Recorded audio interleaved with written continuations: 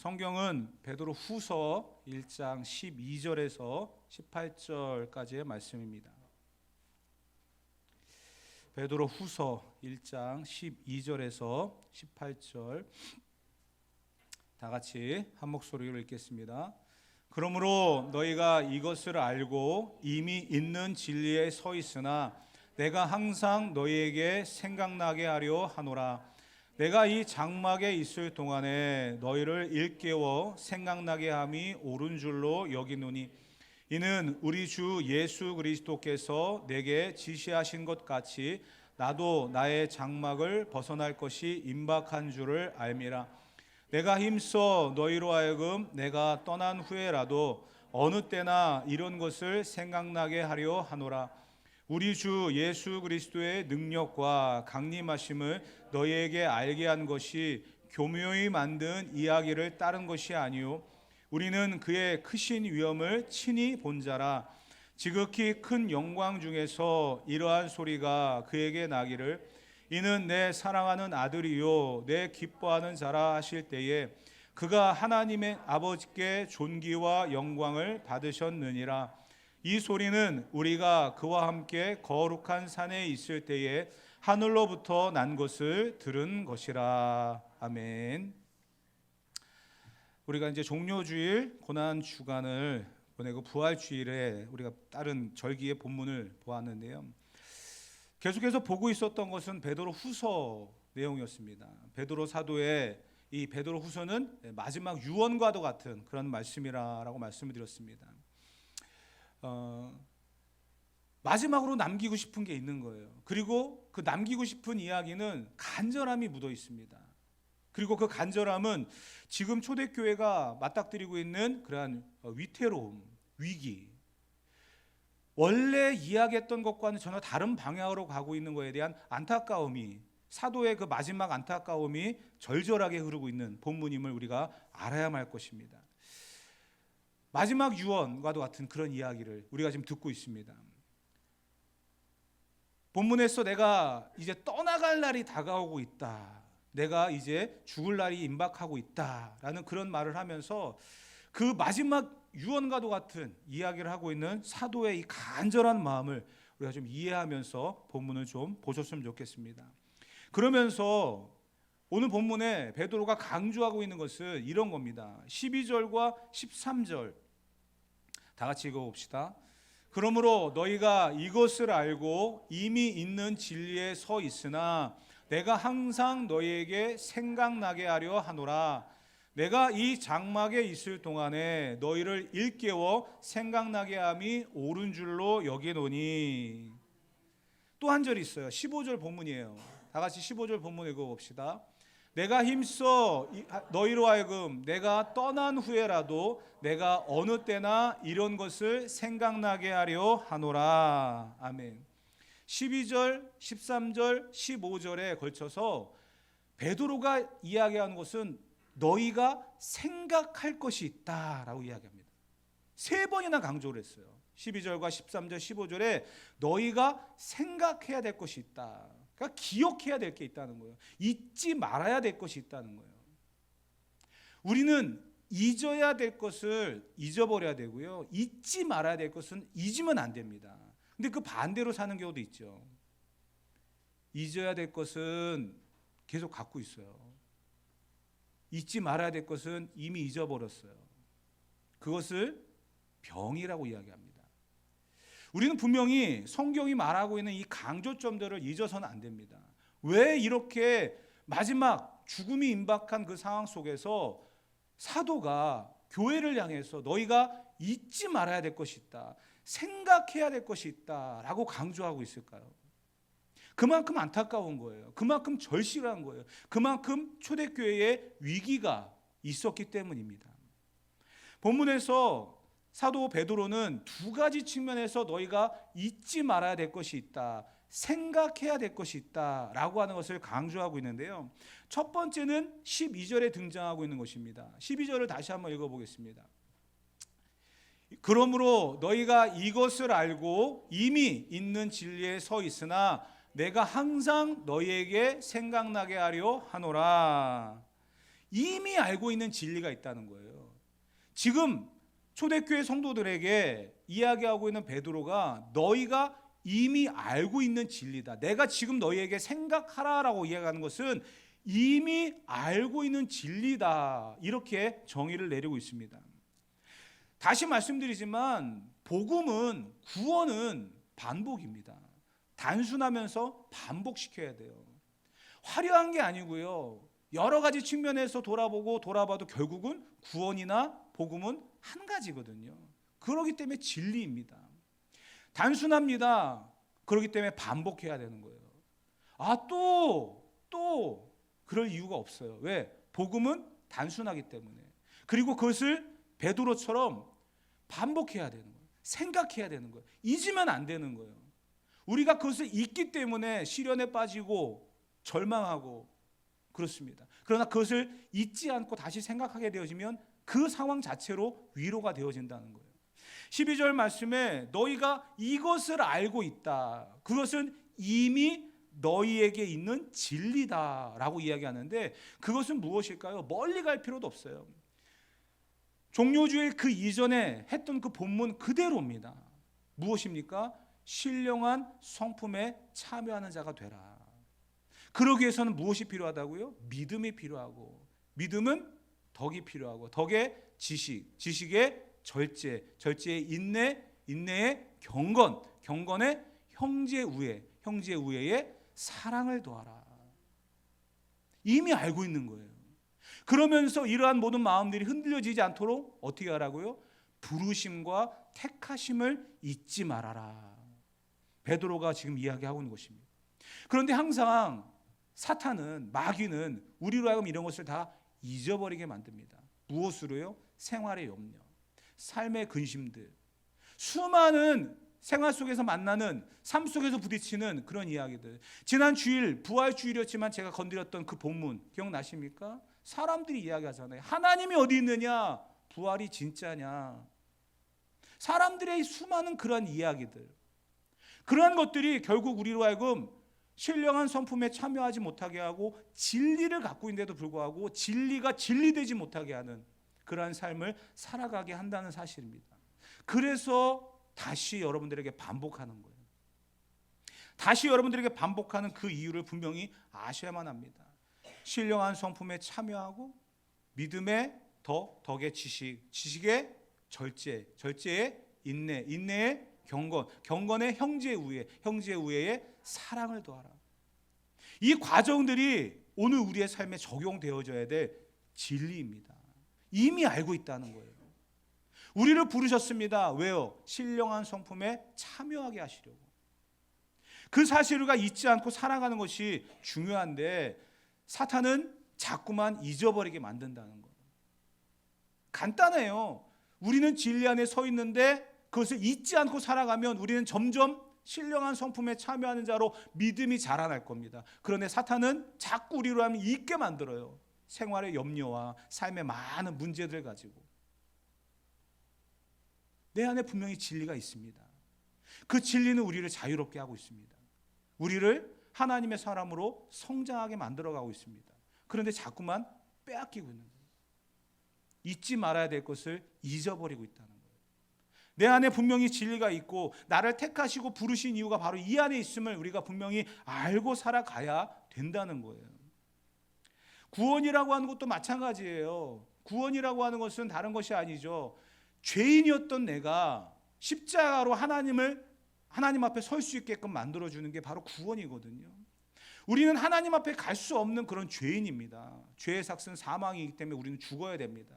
그 사실 앞에 예수님이 십자가를 지셨고 그 십자가는 우리를 하나님 앞으로 다가가게 한다는 거예요. 사탄은 우리를 죄인으로 살아가게 만듭니다. 그런데 십자가는 우리로 하여금 하나님 앞에 나아가게 만든다는 거예요. 결국은 하나님을 닮아가는 사람으로 만들어간다는 겁니다. 원래 우리는 그렇게 창조되어졌습니다. 태초에 하나님이 천지를 창조하셨다라고 하는 창조의 기사로부터 하나님이 사람을 만드시고 그 코에 생기를 불어넣으시면서 생명이 되었고 우리의 형상, 우리의 모양을 따라 사람을 만들자라고 하는 그 시작으로 사람이 되었고요. 그 상황 속에서 아담과 하와가 범죄함으로 말미암아 하나님을 떠난 인생이 되어졌다는 거. 하나님 없는 인생. 그 상황 속에서 십자가로 인해 두 번째 아담인 예수님께서 우리의 죄와 허물을 인하여 죽으심으로 말미암아 온 인류의 죄와 허물을 담당하셨고 하나님 앞에 나아갈 수 있는, 죄인으로서 죽어야 되는 자가 하나님을 닮아가는 자로 바뀌게 되어지는 거, 그게 바로 구원이라는 겁니다. 이건 진리잖아요. 이건 단순한 겁니다. 그렇기 때문에 반복하는 거예요. 이 진리가 우리 가운데 있다는 겁니다. 이거는 변하지 않는 거예요. 진리는 변하지 않는 거라고 분명히 말씀을 드렸어요. 바뀌지 않습니다. 그 어떤 것으로도 바뀌지 않습니다. 그렇기 때문에 진리인 거예요. 다시 말씀드리지만 왜 신령한 성품에 참여하라고 우리에게 말하고 있습니까?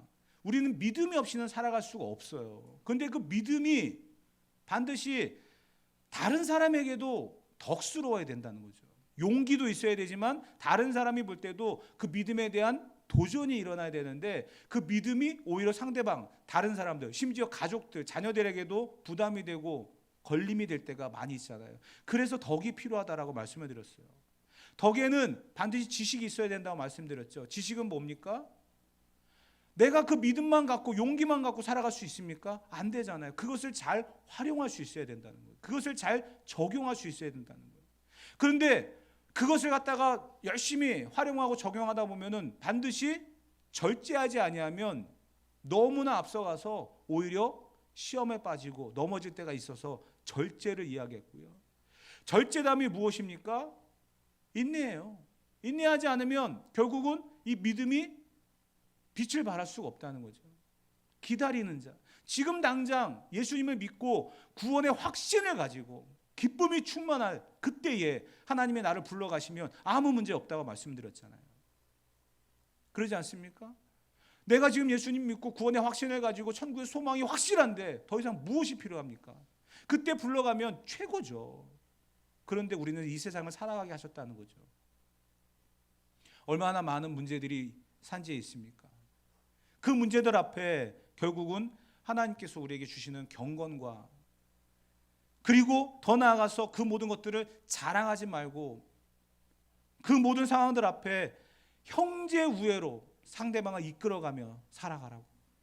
그런데 이 모든 것들은 결국 하나님의 사랑 안에서 합쳐져야 되면, 그래야만 온전하게 신령한 성품에 참여하는 결과를 만들 수 있다라고 이야기하고 있습니다. 이것은 이미 초대교회를 향한 베드로의 외침이었고 가르침이었습니다. 이 진리가 그들에게 이미 있었다는 거예요. 그런데 문제가 무엇입니까? 이것을 잊어버리고 있다는 거예요. 저도 목회자로서 굉장히 안타까운 그런 상황들을 굉장히 많이 경험을 합니다.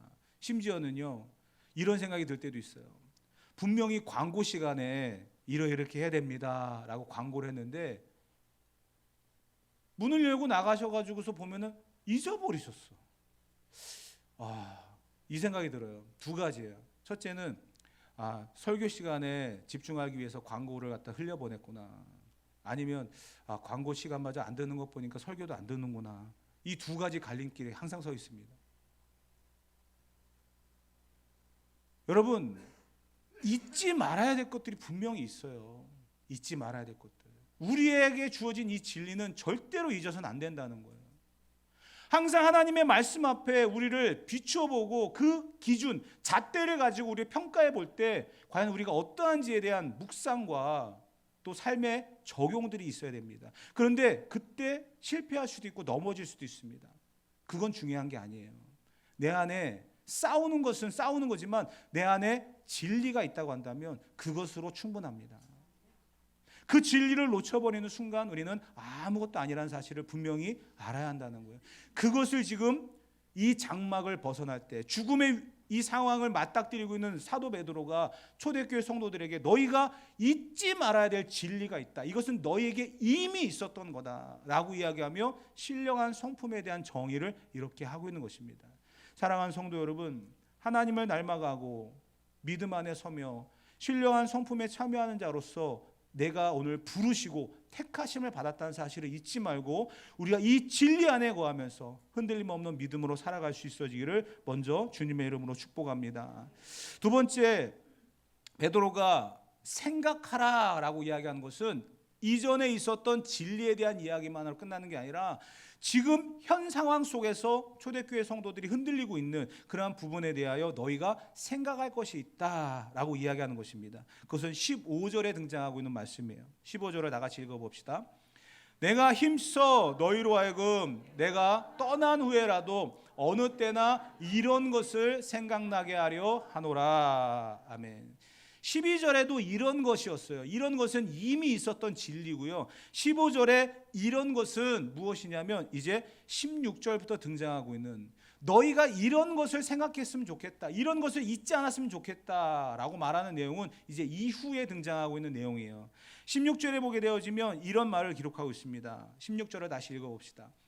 우리 주 예수 그리스도의 능력과 강림하심을 너희에게 알게 한 것이 교묘히 만든 이야기를 따른 것이 아니요 우리는 그의 크신 위엄을 친히 본 자라. 아멘. 지금 베드로가 이야기하고 싶은 이런 것을 생각하라라고 하는 게 무엇이냐면 내가 부활하신 주님을 알고 만났던 사람이다. 그런데 초대교회 안에 들어와 있는 거짓 선생들, 부활이 없다라고 말하는 거짓 선생들, 심지어는 제자들이 교묘하게 만든 이야기에 넘어가지 말라라고 말하는 그들 앞에 내가 할 말이 있다. 이런 것을 생각하라. 그게 뭐냐면 주의 재림을 기다리는 너희들이 흔들리지 말아야 될 것이 있다는 거예요. 그게 무엇이냐? 이 거짓 교사들은 항상 거짓된 말을 이야기합니다. 그런데 사람들은요, 성경은 그들을 거짓되다라고 이야기하는데 사람들은 그들의 말을 믿을 수밖에 없었어요. 왜냐하면 죽은 자가 부활을 했다? 어떻게 처녀의 몸에서 사람이 태어날 수 있을까? 이런 것들은요, 이해한다고 되는 게 아니잖아요. 그렇기 때문에 우리에게는 믿음을 요구하고 있는 겁니다. 태초에 하나님이 천지를 창조하셨다라고 하는 창세기 1장 1절의 기사로부터 성경은 시작되어집니다. 그것을 믿는 믿음으로부터 모든 역사는 시작되는 거거든요. 마찬가지로 예수님이 이 땅에 동정녀 탄생하시고 죽으셨다가 부활하신 사건도 믿음이 아니고서는 알 수가 없는 부분입니다. 그런데 이 부분에 대해서 사람들은 이해를 구하는 거예요. 천지를 창조했다라는 기사로부터 이해를 구하기 위해서 창조론이 아닌 다른 이야기들을 꺼집어내고, 또 동정녀 탄생이나 죽은 자의 부활에 대해서도 사람들에게 거짓된 이야기들을 이야기하면서 사람들을 설득시키고 이해를 시킨다는 거예요. 지난 시간에 잠깐 말씀드렸던 부활에 대한 이야기할 때도 예수님이 기절했다가 잠깐 무덤에 들어가는 듯한 그런 포즈를 취하고 제자들은 빼돌렸다. 죽은 자가 무덤에 들어간 거 맞다. 그런데 제자들이 병사들을 뇌물을 주고 잠깐, 그래서 예수님의 시체를 훔쳐갔다. 그런 소문이 막 돌기 시작하는 거예요. 성경에도 기록되어 있잖아요. 제사장들이, 병사들이 와가지고 우리가 잠깐 졸았는데 무덤은 열려있고 예수님의 시체는 없습니다. 제자들이 훔쳐갔다고 이야기하라. 돈까지 줘가면서 소문을 퍼뜨리게 만들잖아요. 성경이 그것도 기록을 하고 있어요. 그만큼 사람들은요, 신비롭고 엄청난 이 사건에 대해서 믿는 게 아니라 현실적인 거. 어떻게 죽은 자가 살아날 수 있어? 그것은 있을 수 없는 일이야 라고 하면서 현실적인 제자들의 이야기조차 거짓이다라고 이야기하며 그 상황들을 교묘하게 이야기했다는 거예요. 그런 베드로가 뭐라고 얘기합니까? 베드로후서 3장 4절에 보면 이 거짓 교사들이 이렇게 이야기했다는 거예요. 읽어봅시다. 이르되 주께서 강림하신다는 약속이 어디 있느냐? 조상들이 잔 후로부터 만물이 처음 창조될 때와 같이 그냥 있다 하니. 이들이 이렇게 이야기했다는 거예요. 주님이 오시냐? 다시 오신다고? 어떻게? 있을 수 없는 일이야. 사람들은 그걸 믿기 시작했다는 거예요. 왜? 더 확실해 보이니까. 믿음을 요구하는 그 상황들은 너무나 현실적이지 못하고, 그런데 이 사람들의 이야기는 너무나 현실적이에요. 그러다 보니까 이것을 따라가고 초대교회가 어려움을 만났다는 거예요. 그래서 베드로가 이야기하는 겁니다. 이런 것들에 대해 내가 증언한다. 이런 것들에 대해서 너희가 생각해야 될 것이 있다. 15절 끝부분에 뭐라고 되어 있어요? 너희가 이런 것을 생각하게 한다. 그래서 16절에 베드로가 이야기하는 것이 내가 직접 목격했던 거 아니냐라고 이야기하면서 17절과 18절에 이런 이야기를 이렇게 했습니다. 읽어봅니다. 지극히 큰 영광 중에서 이러한 소리가 그에게 나기를 이는 내 사랑하는 아들이요 내 기뻐하는 자라 하실 때에 그가 하나님 아버지께 존귀와 영광을 받으셨느니라. 이 소리는 우리가 그와 함께 거룩한 산에 있을 때에 하늘로부터 난 것을 들은 것이라. 아멘. 예수님은 돌아가시기 전에 제자들 3명 베드로와 야고보와 요한을 데리시고 변화산에 올라가셨습니다. 그리고 그곳에서 모세와 엘리야를 만나셨고 그리고 하나님이 그곳에 음성을 주셨죠. 이는 내 사랑하는 아들이고 내 기뻐하는 자다. 그 사실을 성경은 다 기록을 하고 있고요. 심지어 지금 베드로가 이야기하는 거예요. 초대교회 성도들에게 예수님의 재림, 부활과 재림이라고 하는 이 엄청나고 신비로운 사건에 대하여 우리가 이미 경험을 한 것을 너에게 말하지 않았느냐. 나는 직접 보았다. 나는 직접 경험했다. 그 사실을 너희들에게 말하지 않았느냐. 너희가 그것을 생각함으로 말미암아 주의 다시 오심을, 거짓 교사들의 그 거짓된 가르침에 넘어지지 말고 주님이 다시 오신다라고 하는 이 재림과 강림에 대하여 너희가 생각하고 믿음을 지켜야 된다. 이 이야기를 하는 겁니다. 내가 직접 목격하고 내가 직접 경험한 것만큼 강력한 게 어디 있겠습니까? 많은 사람들이 저희 교회 그 점심 식사에 대해서 모릅니다. 우리는 잘 압니다. 그렇죠? 얼마의 비용이 들어가서 얼마나 많은 분들이 식사를 하는지에 대해서 이야기하면요, 다들 놀래요. 친구네 교회도 그 이야기를 하면 야, 그 비용 가지고 야, 우리 권사님들의 요리 솜씨를 네가 몰라서 그래. 우리 권사님들은 이 음식이 아니라 요리야. 한 번 맛보면 정말 빠져들어. 그리고 많은 분들이 그 점심을 드시기 위해서 주일날 예배드리러 오는 것 같아. 또 우리 집사님들도 자랑을 하시잖아요. 우리 교회 점심 맛있다. 정말 우리 권사님들 정말 대단하다. 집사님들 너무 수고 많다. 정말 이 주중에 먹는 식당의 음식들보다 우리 권사님들이 준비하시는 그 음식이 너무 맛있다. 그러면서 친구들에게도 자랑을 하고 그런대요. 근데 문제는 뭔지 아세요? 그분들은 먹어보지 않았고 보지 않았기 때문에 믿지 않는다는 거죠. 그러면 야, 그런 게 어딨어 라고 얘기하는 사람들 앞에 뭐라고 얘기합니까? 진짜야. 내가 먹어봤어. 궁금하면 와봐. 확신이잖아요. 확신. 안 그렇습니까? 베드로가 변화산에서 직접 보았던 이야기를 초대교회 성도들에게 합니다. 너희가 부활을 믿지 못하느냐? 우리는 예수님의 부활도 목격했지만 그 이전에, 십자가 이전에 예수님께서 변화산에서 모세와 엘리야를 만나시고 그곳에서 강력한 하나님의 목소리, 이는 내 사랑하는 아들이요 내 기뻐하는 자다 라고 했던 그 목소리를 내가 들었다. 그 사실만 보더라도 예수님이 부활하신 그 상황은 우리는 믿을 수밖에 없었고, 그분이 다시 오신다라고 하는, 강림하신다라고 하는 이 약속의 메시지도 우리는 믿는다. 뿐만 아니라 너희도 믿고 기다리는 자가 되어야 된다. 확신이에요. 그런데 거짓 교사들이 들어와서 어떻게 죽은 자가 부활할 것이며 어떻게 사람이 다시 오냐, 그건 있을 수 없는 일이다. 제자들이 만들어낸 교묘한 이야기에 불과하다. 사람들은 그걸 믿기 시작했다는 거예요.